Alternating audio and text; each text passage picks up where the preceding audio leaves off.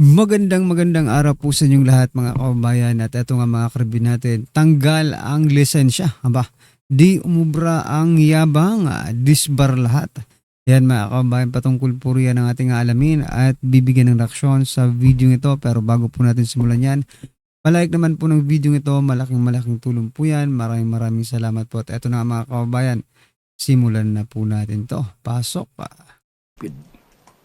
Nagmamaang-maangan. Madidinig mo yung mga prosecution, nagde-declare na sila scam, magnanakaw, sinungaling, mastermind. Dapat yung mga yan madisbar eh. Correct. Sa totoo lang. Kasi they are loyal. Tapos yung isa pang senator judge mga kababayan, tinatawag na stupid, no? Yung witness. Mamaya mga kababayan, ipapakita rin po natin, no? Itong si Kato Nying, binanatan din itong si Rapi Tulfo. Okay? Abangan nyo lang yan mga karabin natin. For a corrupt government. They're lawyering, pretending that they are working for the Filipino people. But in fact, they're not. They're getting paid to screw us. Sa totoo lang. Sorry sa inyo, pero kayo, wala kayo sa lugar eh. Wala kayo sa hulog. Correct. Wala kayo talaga sa hulog. Now, what is stupid? Senate impeachment, judges. Natawag niyo stupid si Acosta. Tinatawag niyo stupid yung mga tao. Hindi namin naintindihan. Tanginan nyo. Correct. Why? 125 million yung may notice of disallowance. Alam natin, in-establish na hindi pa tapos. You heard Subiri na sinasabi, pwede bang kulitin yung COA na madaliin na nila na magbigay na sila ng final? Anong tintik na to? Kinakasuhan natin to, wala pang final na audit ang COA. Wala pang final. At saka ito mga kababayan, itong si Rapi Tulfo, tinatawag na stupid yung tao. Mga kababayan, sino kayang mas stupid sa kanila? No?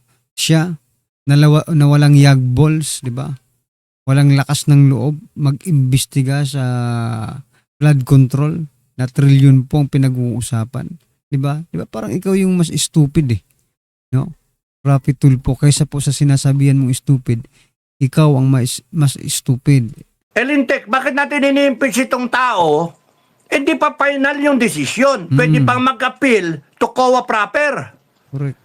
Sinisira ninyo eh, kasi guaranteed yung innocence. Bago makita yung guilt, nandun pa lang tayo sa prosecution. Na pinapayagan ninyo na kayo mismo mga judge ang nagsasalita ng masama kay Inday Sara. Nakakasuya yung natin, sitwasyon natin. Nakaka-stress din talaga. Para panoorin mo sa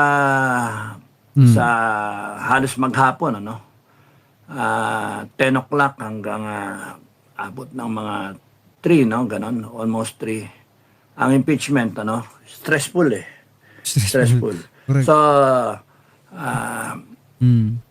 tapos 3 araw pa sa 1 linggo. Pahinga na lang nga yung nabagyo sila eh. O nabaha, Pahinga kasi hindi sila makapunta sa Senado. Okay, so ano yung kanina? Ano yung mga feature kanina na atin talakayin? One is nagsalita si Attorney Ekek, sino yun? Si Bisaya. Pangalan, Libutan, Ligutan. Attorney Libutan ba yun? Yung naka-makeup. Yan, nagsalita siya. Ang pinalalabas niya, teacher siya, etc. Tinutuwid lang niya yung tama, etc. Ngayon, iwas pusoy, At tapos sumunod din yung ruling ni presiding judge Escudero. So lahat sila tinamaan. Sana hindi ba natunaw yung yung mga Senate judge. Kaya ang topic natin ngayon, ang totoong stupid. Ang totoong stupid. I'll try to touch about it hopefully briefly, para hindi kayo mapuyat. Maganda yung ni Lacson, yung ni Escudero, yung ruling niya kasi tinamaan doon yung mga senator judges na ibawal magpakita ng bias, tapos yung ganun bla bla bla. at saka yung mga derogatory na mga ano na unparliamentary na mga remarks, no? Like stupid, yung gano'n. Nagbigay pa siya ng ano tapos nun pati sa prosecution, yung scam lumitaw, no? Example, di ba? Scam, ano yun, mastermind, no?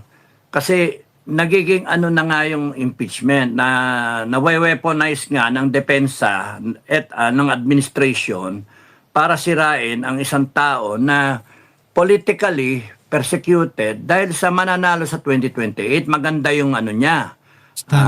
Thank you, sino to? Thank you kay Catherine, ano? Maraming salamat, Heart. Yun, wala nang bumoto sa mga bastos, arrogante na dendor, stupid. Mga bastos, di ba? Pagka-eleksyon, ang bait nila eh. Lahat sila mabait. Pero pagka nanalo na at nakaupo na, ay wala na, hindi na kayo makalapit. Kaya Yun nga yung sinasabi ko mga kabayan, no? Kapag election pa lang, parang mga maamong tupang mga hinayupak. After election mga kabayan, parang na silang mga hari at rena. Ha? Mga untouchable na. At wala nang pumapansin sa taong bayan. kinakailangan korekin natin talaga. Isip-isip kayo paano korekin. Ako, ang suggestion ko, talaga may Council of Elders tayo o Council of the Whole o kaya Grand Council, Council of whatever na tawagin natin, na ang representation ay ang taong bayan. Buo, lahat tayo represented. So regardless kung ano yung religious belief natin, Muslim, Kristiyano, Atheist, Shintoist, etc., Buddhist, Hindu, kung whatever, o kaya yung plain na yung antag dito, anito, yung mga ganon, represented kahit papano. May sumasaklaw. Meron tayong mga indigenous people. So, how we will go about na pati sila represented. Kahit isang boto, represented sila. And that's very important. Kung walang matalino at walang pues yung pinaka-chieftain nila. No, I don't care kung basta mahalaga represented sila because importante yung mga indigenous people natin. So yung mga usapin mula sa ulo hanggang paa, sa day-to-day, 24/7, represented tayo. Very important sa akin yan eh. Religious belief, age group, so council, kung Council of Elders, kung makasama yung mga bata, yung mga tawag dyan, yung mga youth commission na yan, yung mga bata. Parang meron naman tayong ganyan, kapdado, sa House of Representatives, sinasabing sila po ay mga representante ng taong bayan. But kung titingnan mo, parang hindi naman po ang kapakanan ng taong bayan ang kanang inaalala. Kundi kanila ring mga sarili, Kasi nga mga buhaya, mga kabayan, ba? Meron na tayong ganyan, representative ng bawat isang sektor ng natin. Sobra-sobra na nga di ba? Kasi may representative tayo ng mga sports, di ba? May youth. Ano pa bang representative? Kung ano na nga lang ang kine-create nilang mga party list para lang makapasok, di ba? Kung ano-anong party list na lang. Kaya ayan, ganitong nangyayari sa atin mga kababayan, Mga bata, para involved sila kahit papaano. So may say sila tungkol sa ating mga workplace, sa mga sweldo nila, sa mga career advancement nila, sa mandatory service, yung mga may say kahit papaano. At pwede silang makakonvince dun sa mga elder doon na makasama. So it's a matter of yung mga representation, kung 3 level, 4 na level o hanggang 5 pa, basta merong structure siya na parang matrix, na ang pinaka-keyword doon, everyone is represented. So kunyari kung yung indigenous kinopya, ganito sa ganun, gayahin natin, without even, tapos ngayon, ginagaya din sistema para ibendalo, para mag-impeach sila ng gusto ninyong maging presidente. Correct. Gusto ninyo pinagkakatiwalaan ng mga taong bayan na Correct. na isa sa mga officials na okay. Colonel La Chica. O ba't hindi nyo gawing witness na? Tatalong pa kayo kay Boransing, kay ano, sana kay La Chica muna and then kay Boransing. Kasi paano namin makikita tong mga, ano ba yan? Takot kayo kay La Chica. Ang tingin nyo bias. Hostile witness nga. Kinaklasify nyo nga ng hostile witness. So, kaya nga ano ano ba to? Trial by publicity. Ayun, ruling nga ni Escudero. Wag na kayo mag-trial by publicity. No? Tameme yung prosecution doon. Kasi talagang parang naparinigan na yung prosecution. Correct. Anga-anga. Hindi pa rin yung ano natin. So, ang ano dyan, ang topic natin ngayon ay ang totoong stupid. No? Ang totoong stupid. No? Kasi nadidinig natin stupid lagi. No? Correct. No? So, ayun yung ano natin, topic natin. Baka malihis Very arrogant si Tulfo. Never I would vote for that. We are angry with Tulfo. The whole family hates Tulfo. Esther Renante. Ang problema, pagdating na eleksyon niya, mabait na naman yan. Tapos na iba nating iba nating mga electorate, Tama. yung mga nasa kung parplang places. Tapos kung saan kumabi si Tulfo, kakabit yan kung saan may pera. O paano na? Tapos na naman. Yun yung problema. Then mananalo, then another. Kung kailan ba yan, kakapanalo pa lang yata, nakatatlong taon pa lang yata, si Erwin, yung Rapi, re-electionist. So, baka mag-national yan sa 2028. Baka mag-vice, magdadala yan ng hahatak. Kailangan nilang tipakin si Inday Sara para mabawasan yung kanyang 32 million. Yun yung Labanan natin binabalak yun, mga nila. kabayan. Kung di nila kayang ma-impeach. So kung yan man po ang plano nila mga kabayan, dapat talaga labanan natin yan. No? Kasi kapag sila po ang naupo ulit sa mga posisyong yan, sigurado, di ba? Kung ano po yung nararanasan natin ngayon, baka dumoble, trumipli pa ito. Pag sila pa rin po kasi compounding na ito paulit-ulit na. Di ba? So kung ganito ang nararanasan natin ngayon, tapos sa sunod sila pa rin po yung mauupo, baka ganito na yan sa susunod, di ba? Wala na tayong pag-asa mga kababayan. Kaya maging wais po tayo mga kababayan. Ang Inday Sara, para hindi siya makatakbo, ang balak nila is tipakin yung mass-based support para maniwala yung tao na talagang may problema kay Inday Sara. Correct. Yun Kaya sinisira nila. Ngayon, yung salita ni Escudero kanina is dapat noon pa. Na-delay pa ng 1 linggo Dahil sa, kung di nag-motion yung, tawag ba doon, nag-motion siya o make statement yung attorney, defense, si Season, no? Yung stricto, no? Yung nakakatakot na si paborito Season. natin yan Love you, Season. Love you, attorney. Nakakatakot kasi Attorney Sheila, she's Season. yung aura niya, no? Seryoso na stricto na may putos lagi. Yun yung aura niya, no? Professional ang dating. Nag-motion siya. Bakit ganyan yung hinahayaan yung mga salita-salita ng prosecution? Naglalagay sila, nag-i-inject sila ng mga salita. Gaya nung huli, nung isang araw, kahapon yata yun, yung scam, sinungaling, mastermind. Na sinabi ni Escudero doon sa kanya mga example. No? Grabe nga Lahat sila, warning. So, tignan natin ngayon kung may mag-violate dyan. Tapos nun, banat na naman yung bago ma-adjourn. Di ba? Nag-load Daw, nagsalita. Sabihan si Vice President as the respondent, as the one in trial. Tarantado itong mga, gago talaga itong prosecution You know why? Kasi nagsasalita sila na sinisiraan ng Inday Sara. Magsalita ang Inday Sara para barahin yung mga sinasabi nila. Madinig mo naman scam, mastermind, sinungaling. Ba't di ka magsalita? Tama yung ginawa ni Inday Sara. Nagsalita. Ngayon, Hindi ngak kayo tapos wala namang ebidensya. Ayun, yun yung hanapin nyo in Di ba, pag korte mga kababayan, it is supposed to be based on evidence. Whatever you say, no, kailangan it is backed up by evidence. Mahirap magsalita diyan, di ba? Kung ano nga ay sa totoong korte, ito korte naman, totoong korte naman talaga ito eh. Kaso walang impeachment court, no? Kumbaga natatanging korte ito mga kababayan.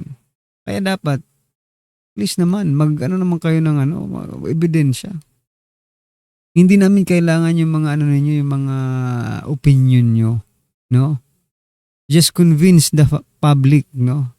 Diyan sa inaakusan ninyo kay BP Sara. Ngayon, kung hindi niyo makumbinsi ang taong bayan, di good luck sa inyo, 'di ba?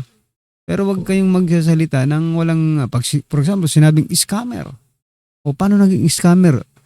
Show us the evidence, 'di ba? Pag sinabi niyong mastermind, saan yung dito, ebidensya? O, di ba? Na mastermind siya. Siya ba talaga? O, di ba? May misuse of funds. Pakita niyo sa amin kung paano nagkaroon ng misuse of funds. Hindi yung pinapakita. Alam niyo kung anong pinapakita nila mga kababayan? No? Wala. Gusto lang nilang pag-usapan si BP Sara. No? Pag-usapan ng hindi maganda. Alright? Okay, anyway mga kababayan, ito mga karbi natin, pasadahan na po natin si Kato Nying. Ito, isa rin sumabog sa galit dito. Pasok. Ganun ba yung reaksyon nyo? Yeah. Kailangan mga bago ang nailabas kasi matagal na nating alam yan. Matagal na. Diba, alam naman na natin lahat na si Gina Acosta, siya ang nag-withdraw ng pera. Si Gina Acosta ang nagpabuhat ng pera. Si Gina Acosta nung nanghingi ng pera tong si Kernel La Chica, binigay niya. At hindi naman niya hininga ng resibo. Ang binigay niya acknowledgement receipt ng mga taong hindi nga natin alam kung totoong mga tao. Hindi ba? Hindi ba? Alam na natin yun eh.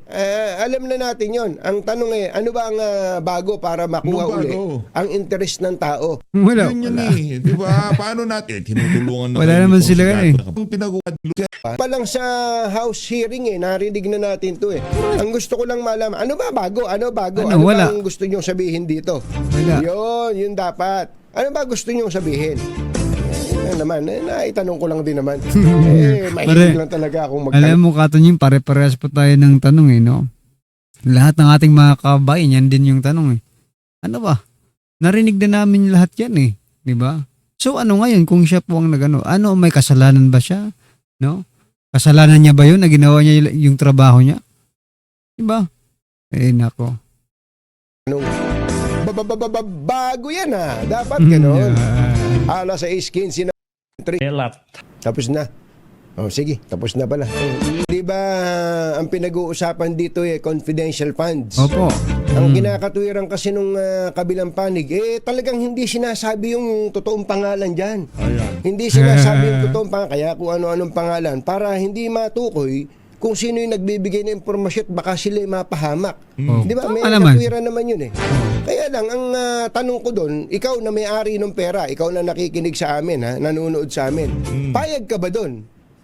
Pag payag ka, sige, payag ka na. Pera mo naman yun di ba? Oo. Pero ako, hindi ako payag doon. Hindi ka Kasi, payag. kung pera ko yun, tapos gagastusin, tapos sasabihin, paano ba ginastos yan? Binigay ko kay pusa Busa. ba't naman ako papayag doon?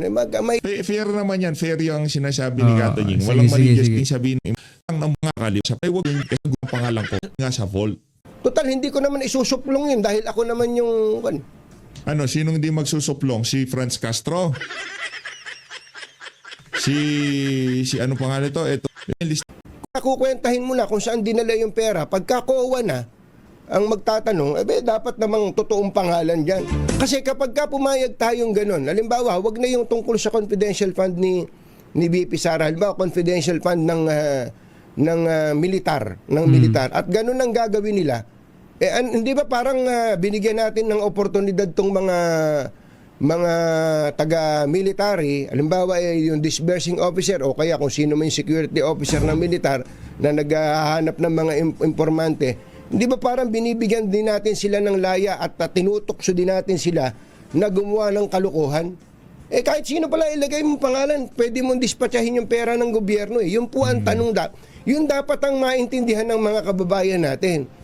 Pwede ba yun? Oh, ayun ang Kung ganun lang kasimple, kung ayaw Ang tanong, mga kababayan, kung kasi si Colonel at Chica, mga kababayan, nasa armed forces din po yan, no? No, mga kababayan.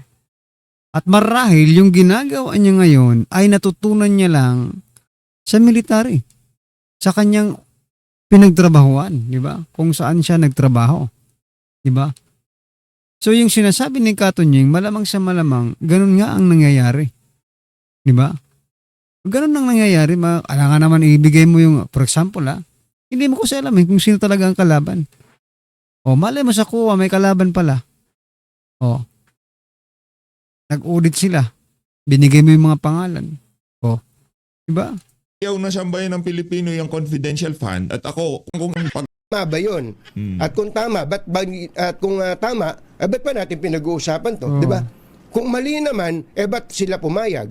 Ba't wala pang mga kaso yung mga yan? Hindi lang si BP Sara, pati yung iba pa. Hindi, tanggalin na natin, Katunying. Ako, pabor ako sa sinasabi mo na yan. Ha? Kung... Oh. Ang naririnig at nababasa kasi natin, hindi, confidential fund nga yan, kaya nga secret ang paggamit yan kalokohan yun. Kalokohan yun. Kung gano'n ang gagawin nating pamantayan, Tanggalin na natin talagang confidential fund. kahit walang operation, lulustayin lang nila ng Kaya nga, para lang sigurado, tanggalin na natin yung confidential fund. Totally, pati yung mga taga-AFP. Malacanang. Hindi na natin alam kung anong mga aliases yung ginagamit sa sige, AFP. tanggalin natin. Sa Baka save pa confidential tayo, fund, di ba? Nasisingle out si BP Sara. O, tanggalin natin, lahat pero, paano na, paano nagagalaw, di ba? Magtatagumpay pa kaya ang armed forces sa pagsugpo ng kung walang intelligence, mga kababayan? Di ba? Pag-isipan nyo muna bago nyo tanggalin yan, no? It is very important. Kumbaga, mga kababayan, information, no, is very powerful, no? Information is very powerful. So, ang pagkuha ng mga impormasyon ay talagang napakahalaga, mga kababayan, sa isang digmaan. Di ba? Kung naiintindihan lang natin. Yung mga hindi nakakaintindi, bahala kayo. No, sige. For example, no, pumunta kayo sa gera nang wala kayong alam about sa kalaban ninyo, di ba? Kung ilan sila, di ba? Kung anong armas meron sila, di ba? Kung saan ang location nila, di ba? Wala kayong wala. Pumunta lang kayo, di ba? Pumunta lang kayo para magurgur. Yun ba ang gusto nyo? Tanggalin yung confidential fund, mga kababayan. Nako, bahala kayo.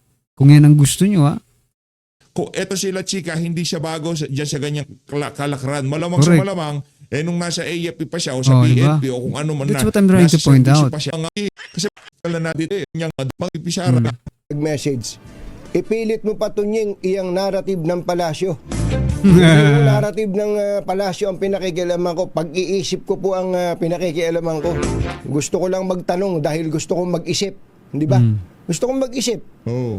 Hindi ako nakatuon lang kay VP Sara Yan. Ang totoo, Pero yung pinag-uusapan na confidential fund, kay VP Sara lang. Yung Yeah. kaso, fund sa gobyerno, Ayan. kahit anong ahensya ng gobyerno, kapag ginagago na tayo, pasensya na kayo sa termino pagka inuungas na tayo, Yan. pagka inuungas-ungas na tayo, halimbawa yung Office of the Mayor, may Hindi, yung Office of the President na lang. Di ba? Katunying, yung Office of the President, sabihin mo, kundinahin mo kung meron po silang mga ganyang klase rin nga mga confidential. Di ba? May confidential. Napakalaki nga ng confidential pa ng Pangulo No? Kaya nasasabihan kang pro Marcos di ba? O yan sa mga tirada mo. Kasi hindi mo rin nababanggit Di ba? O, pagdating kay BP Sara, nababanggit mo. Pagdating sa Office of the President, hindi. Nako. confidential fund yan May intel funding yan O kaya yung Office of the President. Oh, yan. Yan ang gusto ko. Di ba? Yan ang sinasabi. Parehas. Yan ang sinasabi ko, mga kabayan. Banggitin mo para hindi ka mapintahan, di ba? O yan, maganda yan. Di ba? Na nasasabi mo No? Ano mangyayari? Bigay para doon sa Ang pangalan ay pusa, informant 2, pangalan ay aso, informant 3, daga. Pagka ganun, pag pumapayag ka doon, okay na sa atin yun. Wala na tayong Kaya nga, kung hindi kayo papayag, edi tanggalin na natin yung totally yung confidential fund. Correct, Kasi correct. sinisilip lang natin kay VP Sara. Oh, total, wala namang confidential pen si VP Sara. Binigyan lang siya ng Office of the President, di ba? Ano ba talagang ano dito, ang issue dito? Parang na-set up lang si VP Sara no? Ang laking usapin nito, pero kung titingnan mo, no, kung aanalisahin mong mabuti mga kabayan, the problem, the root cause, no, of the problem, no, is also coming from the President, Office of the President, mga kabayan. Sara, sa AFP, PNP, Office of the President, Office of the Mayor, Office of the Lahat Governor, na. meron, DOJ, problema o kung ano pa man. Pero kung gusto nyo ho yun, hindi lang dapat natin siliksikin yung facts. Etong Under judge. Yep. Tama po yung ginawa ni Presiding Officer alright, buddy! Buddy! Escudero dahil nasa rules po yan ng impeachment court na dapat hindi magsalita yung mga parties tungkol sa mga merits ng kaso. Hindi lang po abogado. Kasama na po yung parties mismo. Kasama na rin yung panel of prosecutors. Kasama na rin po yung spokesperson nila. Pero po, hindi saklaw ang media. Hindi po saklaw yung mga nagko-comment sa labas ng mga partido. Pero saklaw yung mga senator judges. Ano pong ibig sabihin ng sub judice rule? Habang umaandar po ang trial, yung mga involved sa kaso, huwag kayong magsalita about questions of law, question of facts, dahil po mai-impluensyahan yung pagdinig ng mga judges. Kung gusto nyo pong i-argue ang case ninyo, i-argue nyo sa trial. Pero po yung mga hindi involved sa trial, part po ng ating freedom of speech na magkomento sa kahit na anong bagay. Even the merits of the Yes, case. pwede po. And para dun sa what can damage the integrity of the impeachment court, yung mga, para dun sa mga saklaw, for example, members of the prosecution and defense, ano yung parang type of statements that might violate this? Opo, nakikita Let's just give examples. Yes, nakikita natin yung mga spokespersons. Kapag sila ay nagsasalita sa labas, yung mga spokesperson nila, mga abogado rin sa loob eh. Kapag nagsasalita sila, pwede matters of procedure. Pwede nilang i-explain bakit ganito ang ginawa ng kabilang banda, bakit ganito ang ginawa ng ibang side, or ano ang gagawin natin next time. Pero once i-argue mo sa labas ng korte, kung bakit ganito dapat ang holding natin sa question of fact or question of law, yun, dapat ginagawa mo yan sa loob. Ganon din po, sabi ni Senator Cheese, nasaklaw din yung pag-argue nila sa loob na hindi naman part of the procedures. Halimbawa po, mahilig po yung parehong banda na gumawa, parating nag-object. Conclusion of fact po, conclusion of law po. Parating may opening statement, may closing statement, parating po silang nag-object. Ganon din po yung mga senator judges.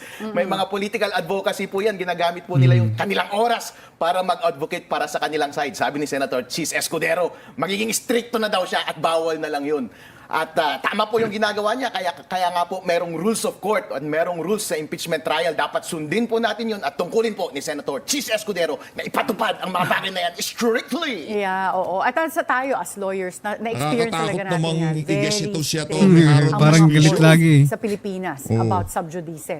Pero it came at day 19 of the impeachment trial. So, do you think that this came too late or yung timing, bakit ngayon lang nagkaroon ng ruling on this sub judice rule? Like you said, nandyan naman talaga sa rules of impeachment yan. Siguro po napapansin na ni Senator Cheese Escudero na naaabuso na yung sub judice rule.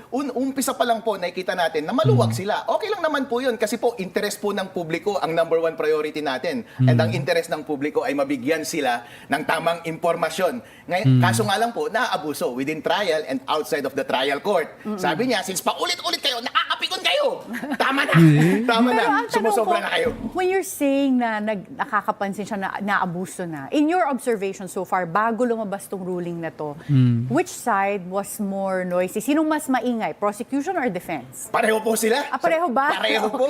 Pareho po dahil po umpisa pa lamang noon, kapag nagpe-present sila ng witness, may opening statement, may closing statement, wala naman po sa rules of court yan. Pati rin po, Senator Judges, parating may advocacy yung mga question nila. Ganon din po yung defense. May ganon din po. Parati silang nag-o-object sa isa't isa. Ang nangyayari po, kapag po ulit-ulit iyon, sunod-sunod din ang objection at sunod-sunod ang drama sa loob ng impeachment trial, hindi po nakakatuwa para sa publiko. Mag-stick po tayo sa rules. Ang sabi lang po ng rules, ang ating trial ay para sa determination lamang ng questions of fact. Magtanong ka lamang ng question of fact, i-elicit natin yung facts and sagutin mo lamang yung pag-iisip ay nasa senator judges na po yan at nasa publiko na po. Pero kasi alam naman natin na karamihan ng audience among the senator judges are not lawyers. So, in court, it's understandable na yung typical na kaso, ang kaharap mo, judge, huwes. So, sila, they know how to filter yung sinasabi as to ano yung relevant, ano yung mga side comments lang. But in this case, you're also trying to pander to non-lawyers as senator judges. So parang it will be effective kung yung mga sinasabi mo ay, let's say, mas nakaka-move ng damdamin, ganun. So, which I think so far, yun nga yung ginagawa. But like you said, mukhang nakalata ang presiding officer na umaabuso na.